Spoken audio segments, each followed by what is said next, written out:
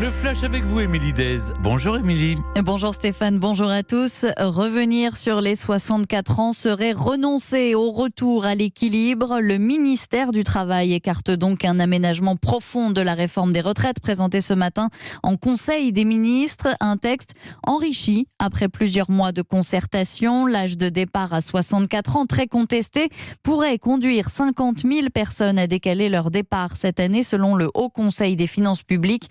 La CGT n'exclut pas des actions pendant les vacances scolaires en plus de la mobilisation du 31 janvier. Il marche en direction du ministère de l'économie, les artisans et les boulangers qui dénoncent l'augmentation des prix de l'énergie. Ils réclament un bouclier tarifaire pour tous. L'Union européenne accorde 500 millions d'euros supplémentaires pour armer l'Ukraine sur le terrain. Un responsable russe s'est affiché à Soledar, ville dont Moscou a revendiqué la capture. Les séparatistes ont par ailleurs annoncé avoir gagné 2 nouveaux villages situés tout près. Après Amazon, Microsoft ou Google, c'est au tour de Spotify de tailler dans ses effectifs. Le groupe annonce la suppression de près de 600 postes. Spotify doit publier ses résultats annuels le 31 janvier. Ça n'était plus arrivé depuis 2012. Les livrets A et livrets de développement durable et solidaire ont gagné 40 milliards d'euros l'année dernière, grâce notamment au fort niveau de dépôts et d'intérêts versés en fin d'année. C'est ce que note la Caisse des dépôts.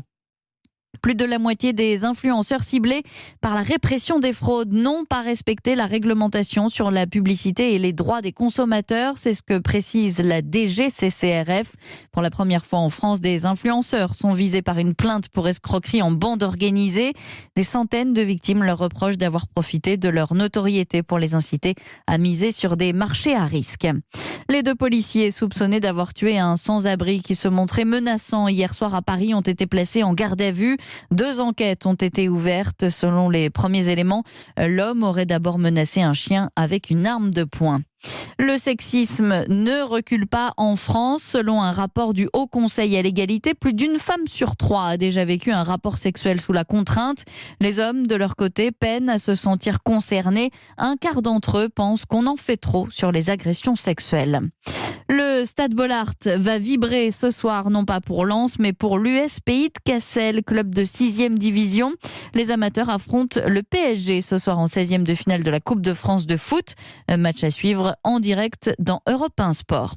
Et puis les Bleus connaîtront ce soir le nom de leur adversaire en quart de finale du championnat du monde de handball. Ce sera l'Allemagne ou la Norvège. Europe 1 est radio officielle du tournoi.